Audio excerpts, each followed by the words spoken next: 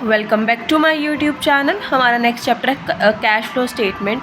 अभी हमने पढ़ा था फंड्स फ्लो स्टेटमेंट जो हमारा रिलेटेड टू एसेट्स और लाइबिलिटीज़ होता है। इसमें हम कैश देखते हैं कि कैश का कितना इनफ्लो और आउटफ्लो हो रहा है बिजनेस में एक पर्टिकुलर पीरियड में टाइम पे, जहाँ पे हमारे कैश और कैश इक्विवेलेंट्स होते हैं। मूवमेंट ऑफ कैश कितनी होती है, जो समरी ऑफ रिसिप्ट्स है, पेमेंट ऑफ कैश है, वो कितना, ओपनिंग बैलेंस कितना है, क्लोजिंग बैलेंस कितना है, उसके रिगार्डिंग जो भी हमारे पास बिजनेस इन्फॉर्मेशन ऑफ सोर्स है उसको इनफ्लो कहते हैं, और जो एप्लीकेशन होते हैं उसको हम आउटफ्लो कहते हैं कैश का, जो हमारी बैलेंस शीट में अपीयर करता है हमारी प्रॉफिट एंड लॉस अकाउंट में।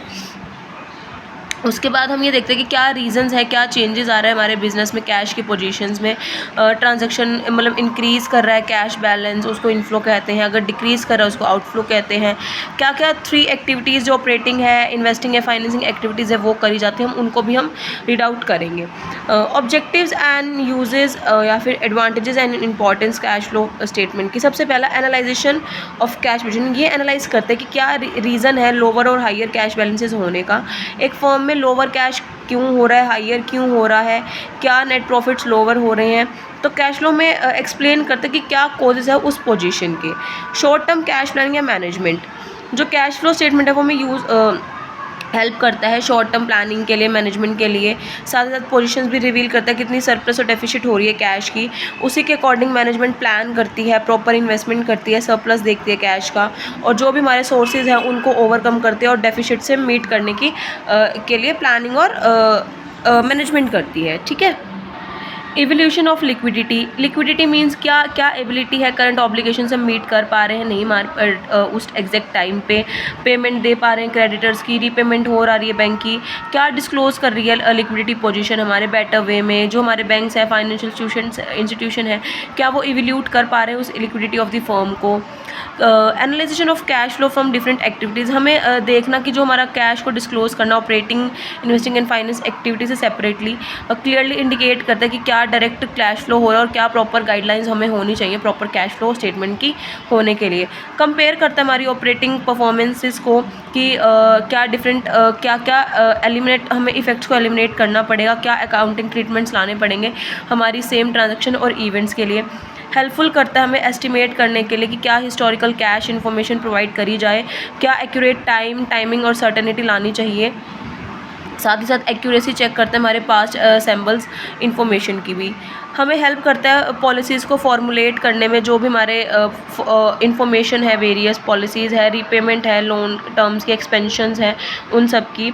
यूज़फुल करता है हमारे एक्सटर्नल एनालाइज करने में, जो भी एक्सटर्नल एनालिस्ट हैं पर्टिकुलरली बैंकर, इन्वेस्टर, क्रेडिटर्स जो भी हैं, फाइनेंशियल पोजीशंस देता है कैश फ्लो फंड स्टेटमेंट्स की। ठीक है।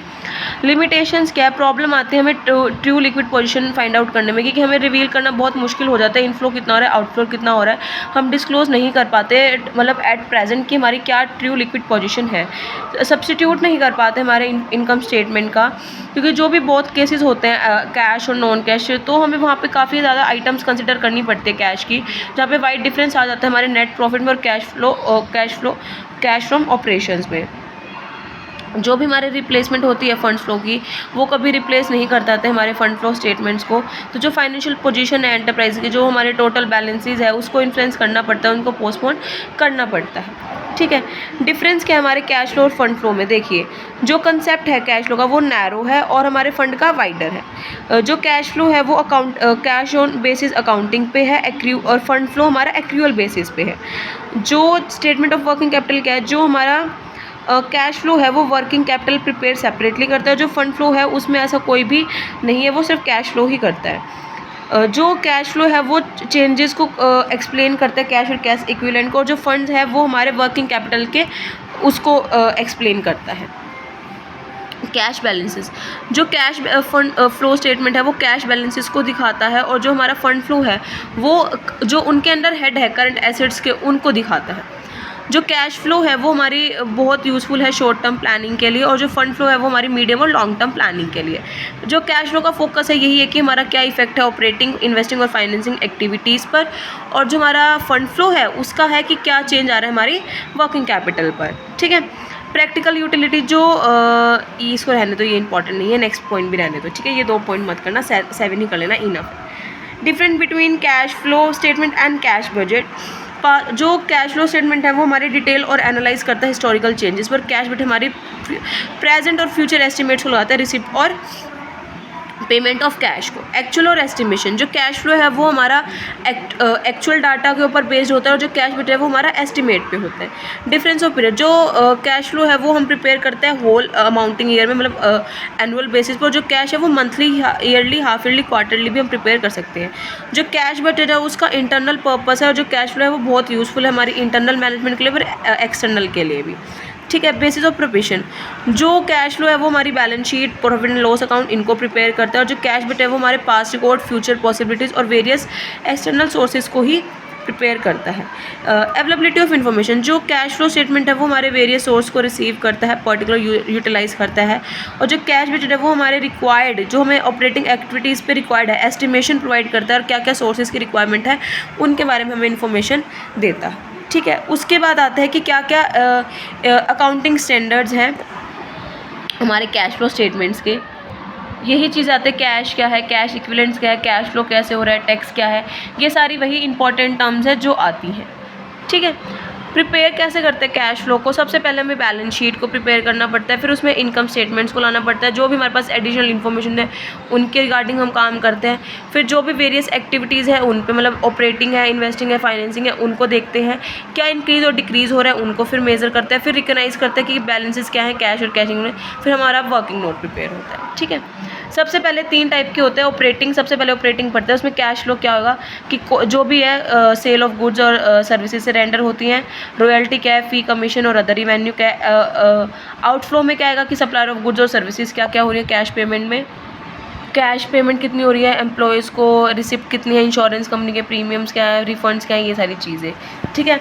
डायरेक्ट के लिए क्या है, सबसे पहले टोटल सेल्स, उसके बाद हम ऐड करेंगे हमारे पास डेटर और बीआर कितने हैं, फिर लेस करेंगे क्लोजिंग बैलेंस होगा डेटर और बीआर का, हमारे पास कैश जो है कस्टमर्स की, फिर हम लेस करेंगे हमारे पास कितना सप्लाईज और एम्प्लॉयज़ का कॉस्ट ऑफ गुड्स कितनी है, स्टॉक ऐड करेंगे, फिर लेस करेंगे बिगिनिंग का, फिर टोटल परचेजेस आ जाएंगी, फिर ओपनिंग बैलेंस ऐड करेंगे, फिर लेस करेंगे, फिर कैश पेड आएंगे हमारे सप्लाईज कर आ जाएंगे, फिर हम ऑपरेटिंग एक्सपेंसेस को ऐड करेंगे, हमारे पास जनरेट हो जाएगा ऑपरेटिंग एक्टिविटीज़ का। उसके बाद इनकम टैक्स का जो पेड किया उसको लेस करेंगे, एक्स्ट्राऑर्डिनरी आइटम्स आ जाएंगे उसको लेस करके हमारे पास नेट कैश आ जाएगा हमारी एक्टिविटीज़ से रिलेटेड, ठीक है। उसके बाद ऑपरेटिंग एक्टिविटीज़ का इनडायरेक्ट मेथड में यही चीज़ें हैं फॉर्मेट के अकॉर्डिंग ही, ठीक है। ये फॉर्मेट में आ जाएगा नेट प्रॉफिट बिफोर टैक्स कैसे फाइंड आउट करते हैं, ठीक है। इन्वेस्टिंग के लिए बहुत छोटा यही फॉर्मूला है कि हमारे पास सेल्स कितनी है फिक्स एसेट की, लॉन्ग टर्म नॉन करंट में इंटरेस्ट कितना रिसीव हुआ है, डिविडेंड कितनी पेमेंट दी है हमने, रेंट कितना है, प्रॉपर्टी का इंश्योरेंस कितना है, फिर हम लेस करते हैं परचेजेस जो भी हमारे कैपिटल गेन है उनसे, फिर हमारी इन्वेस्टिंग एक्टिविटीज़ आ जाती हैं। उसके बाद आता है हमारा फाइनेंसिंग का कि कितनी हमने शेयर इशू करे हैं, फिर उसकी प्रोसीडिंग कितनी है, फिर हम लेस करते हैं डिडक्शन वगैरह जो भी डिविडेंड शॉर्ट टर्म है डिविडेंड्स वगैरह, उसके अकॉर्डिंग हमारे पास सारी इन्फॉर्मेशन आ जाती है, ठीक है। तो ये थे आपका कैश फ्लो स्टेटमेंट तीनों के अकॉर्डिंग, और इसी इन तीनों फॉर्मेट के अकॉर्डिंग आपके फॉर्म आई थिंक न्यूमेरिकल्स होंगे। सो आप इन्हें प्रिपेयर कर ले, फॉर्मेट्स आप करेंगे तो हो जाएगा, बट वैसे ईजिली हो जाते हैं, बट थोड़ा सा दिमाग लगाना पड़ता है कि अगर आपका बेसिक क्लियर है तो आप कर पाएंगे, ठीक है। सो वीडियो को एंड तक सुन लेना, कोई डाउट हो मुझसे पूछ लेना, वीडियो को लाइक शेयर कमेंट कर देना, चैनल को सब्सक्राइब कर देना। कल मिलते हैं न्यू वीडियो के साथ।